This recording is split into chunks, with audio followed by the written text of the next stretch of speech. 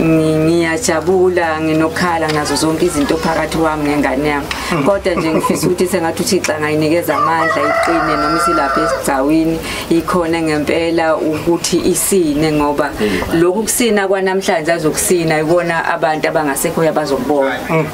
lokho azokusina eseya kwaMkhize bobe nje sekuyimbatsela kodwa namhlanje khona bezobona ngempela ukuthi nangu bongumusa umzukulukazi wethu.